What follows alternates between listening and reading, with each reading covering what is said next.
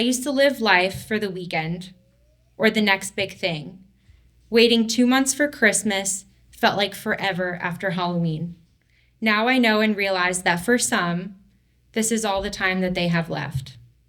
I now cherish every day and thank God for all the time that I have. Hi, everyone. My name is Joy Biesinger.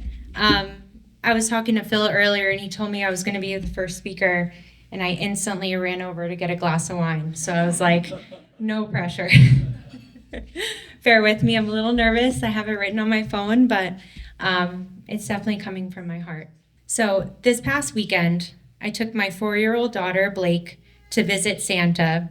Her eyes lit up with excitement as she told me, "Mommy, this year I want to ask Santa that you and Grandma don't ever get cancer again." I was so proud of my girl for having the biggest heart, but it broke me that she had to go through this experience with her mom and Grandma. In 2024, there are around 2 million new cancer cases and 600,000 cancer deaths in the US. Particularly, 1 in 8 women in the US will be diagnosed with breast cancer in their lifetime.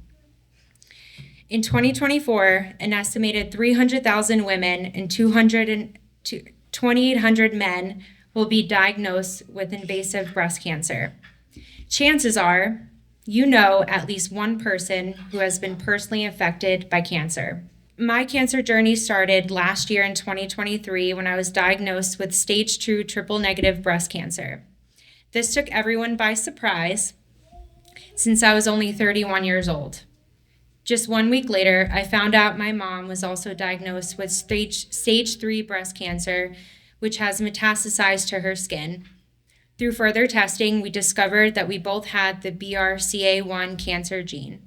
With this genetic mutation, we both had a 60% chance of developing ovarian cancer. Now, I have 2 baby girls, 2 and 4, which I'm sure you heard tonight, that are here with me.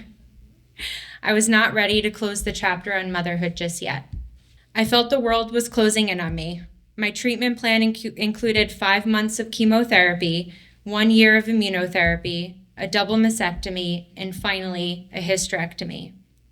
The journey was difficult to say the least. I was lucky to have family and friends rallying around me and giving me strength, especially my little girls. I did it for them. Here are a few things that I learned. 1, trust your body and be a self-advocate. Last year, I felt a lump on my chest the size of a marble. Since I just finished breastfeeding, my doctor told me to hold off since it was most likely a swollen lymph node. Within a few weeks, it doubled in size and I felt that something was wrong. I trusted my body and went to the ER, thanks to my amazing husband who encouraged me to do so. And that's when I discovered the cancer diagnosis. So, trust your body and be an advocate for yourself. 2, time is precious. I used to live life for the weekend or the next big thing.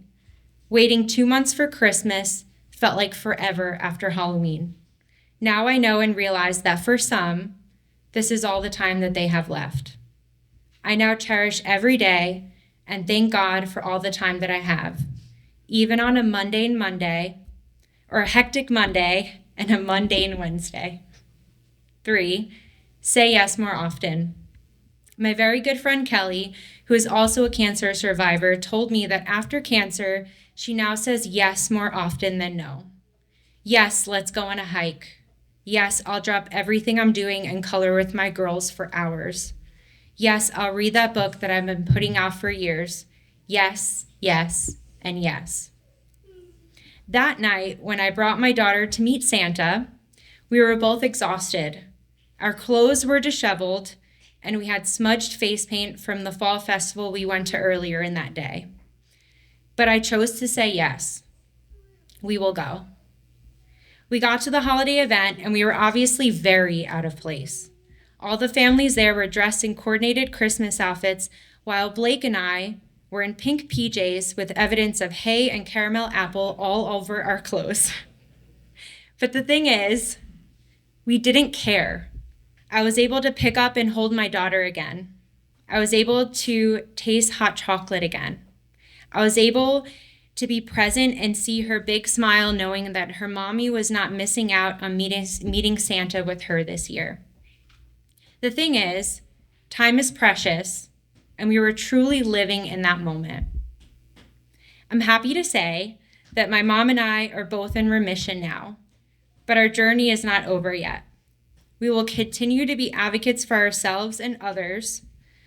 Always remember that time is precious and say yes more often. Thank you.